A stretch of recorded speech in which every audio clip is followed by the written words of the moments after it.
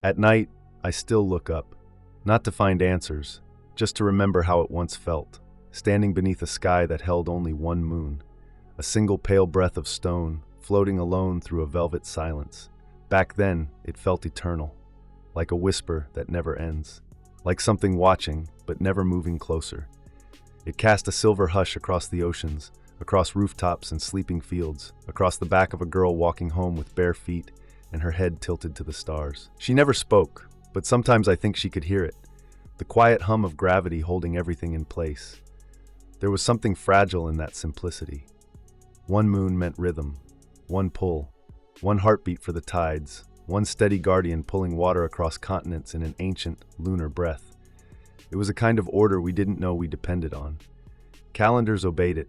Animals synchronized birth and migration to its slow glow. Even our myths bent themselves to its shape. It wasn't just a rock in the sky, it was a mirror. It reflected not just light but time, memory, loneliness, wonder. But there's a hidden weight in solitude, a kind of quiet we mistake for peace.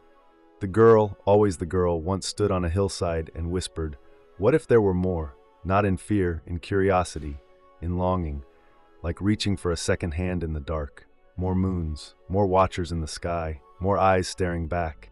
And what would they see, I wonder? Would they see us as we are, or only as we wish to appear, upright, dreaming creatures, pretending the night belongs to us? Because maybe that stillness above was never a sign of perfection. Maybe it was an invitation, an unfinished sentence, the silence before a second voice speaks. And so I ask, not as a scientist, but as someone haunted by the question, what if Earth had more moons? It begins slowly, like a dream creeping into wakefulness, a faint light appearing beside the moon, not a star, not a flare, but something steady. Then another, then more, dozens, each one carving its own pale arc through the night, like fingerprints pressed gently into the black. Earth, once orbited by a single companion, now dances with a chorus of celestial mirrors. They don't arrive with fanfare, no explosions, no divine proclamations, just quiet emergence. Moons of varying size, shape, and composition, some icy, some volcanic, some fractured and glowing from within. It's as if the sky forgot how to be empty. Every night becomes a moving mosaic, luminous spheres rising and setting at different times, casting layered shadows across rivers and cities. 1,000 different kinds of moonlight. I imagine her standing there again, the girl, older now but still watching. She turns her face upward and her expression is unreadable. Not fear, not joy, something stranger, the awe of the multiplied. Her face, half shadowed by 3 overlapping moons, flickers with moving light, like stained glass catching fire. And for the first time, the moonlight feels like motion, not memory. With each new moon comes a new tide. The oceans stretch and twist in unfamiliar patterns, their surfaces sculpted by competing pulls.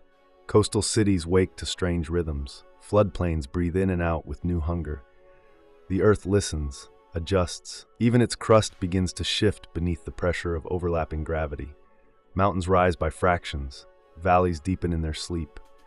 And we, the children of this planet, begin to dream differently. New myths are born overnight.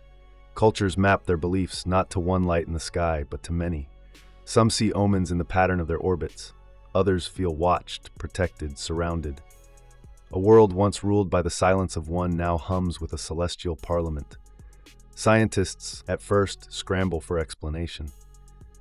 The mathematics of multi-satellite systems is not just complex, it's unstable. Predicting orbit becomes like predicting wind in a forest where every tree is also moving. But beauty doesn't require stability. And the sky, now painted with motion, seems more alive than ever. More moons, more reflections, more gravity. And yet, something else arrives with them. Something no formula captures, a feeling. That we are no longer alone in the night. Not because we are watched, but because the dark now speaks in many voices. At first we marveled, then we measured, and slowly wonder gave way to unease.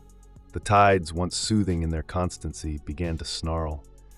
Multiple moons pulling from different directions, stretching the oceans not like a breath, but like a scream. Water tore against coastlines with unnatural violence. Some days the sea receded too far, exposing bones that had not seen sunlight for millennia. Other nights it rose without warning, swallowing fields, streets, and voices. Gravity became unpredictable, like a mood shifting in a room. The earth trembled more often. not catastrophically, but like something restless in its sleep. Trees leaned ever so slightly toward the east, birds migrated in spirals, whales breached in places they never dared before.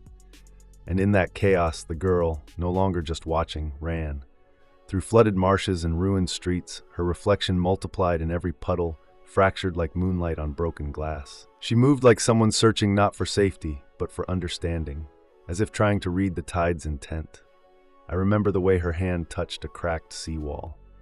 She didn't flinch, she listened, as if the water spoke in syllables we had never tried to pronounce. Science gave us terms: orbital resonance, gravitational interference, tidal friction. Models showed how overlapping moons enter harmonic chains, how slight changes in orbit compound like whispers in an echo chamber. Predictions turned frantic. We realized too late that moons are not passive ornaments. They speak in force, in rhythm, in the architecture of waves. Our technologies, tuned to Earth's former pulse, began to misbehave. Satellites lost alignment, tidal turbines failed, clocks, atomic clocks, drifted by fractions we could no longer ignore. Even time seemed to resist consistency, like it was being pulled too. And still the moons remained beautiful. That was the cruelty of it. They hovered in perfect silence while the world beneath them bent and buckled. At night, cities drowned in silver light that made every collapse look like poetry. I remember her, just once, looking directly into the camera, her eyes calm, steady, and she said, "They're not here for us. They're here for Earth." Then she turned away, and the horizon behind her was rising water. It was then we began to ask a different question. Not why are they here, but what happens when the moons disagree? There are moments when the world holds its breath, not from fear, but from something deeper. Resignation, perhaps, or reverence. After the floods, after the fractures, after the fire lines drawn by overlapping tides, came quiet. Not peace, a suspension, like when music stops but the echo still lingers in the ribs. The moons continued circling, dozens of them, but now their presence no longer demanded awe. They had become part of the air like seasons or gravity. And in their regularity, something strange emerged: stillness. Not the stillness of stability, but of stalemate. Each moon pulled, but not enough to dominate. Their competing forces locked Earth into a precarious balance, like a dancer poised on one foot atop a spinning coin. No more great floods, no more collapses, just quiet distortion. Subtle warps in orbit, small slippages in time. The oceans didn't roar, they murmured in unfamiliar cadences. The girl, barefoot again, stood in a field of tall grass, each blade swaying to a rhythm the wind did not dictate. The sky above her was vast, layered, motionless in its complexity. I remember her holding a piece of driftwood to her ear, as if listening for some ancient message stored in the grain. She whispered, "There's a pattern here, but it's not meant for us." And I began to wonder, in a system with too many centers, is there still meaning in motion? Or is all that remains the space between intentions, the pauses between gravity's commands? The silence between orbits is not empty, it is full of tension. Not the kind you hear, but the kind you feel behind your teeth. Satellites stopped transmitting not because they failed, but because they no longer understood where they were. GPS drifted, compasses twitched, migratory paths collapsed into spirals, and yet, plants adapted. Some flowers bloomed under the pull of the fourth moon. Coral reefs began to pulse in patterns we had never recorded. It was as if life was listening, more patient than us, less afraid. Not resisting the change, but folding into it. In that quiet, I realized something. The Earth was not breaking, it was recalibrating. Finding a new equilibrium beneath the confusion, a new rhythm. And perhaps that's what scared us most, that the planet might not need us to find its balance. She lay in the grass then, staring at the sky layered with moons, her breath slow, her hand trailing across the soil. And for a moment, I believed she belonged more to the moons than to us. Nothing lasts in perfect balance, not in the universe, not in us. And so it began, not with a crash, but with a flicker, a tremble in the sky, too subtle to notice at first. One of the smaller moons, barely the size of a city, wobbled. Not much, just enough to drift off resonance. And with that, the choreography unraveled. Orbit is a negotiation, a delicate agreement between mass and momentum, gravity and inertia. Add too many voices to the conversation, and something always mishears. The moons began to jostle, to pull and interrupt, their paths no longer songs but collisions waiting for tempo. One fell.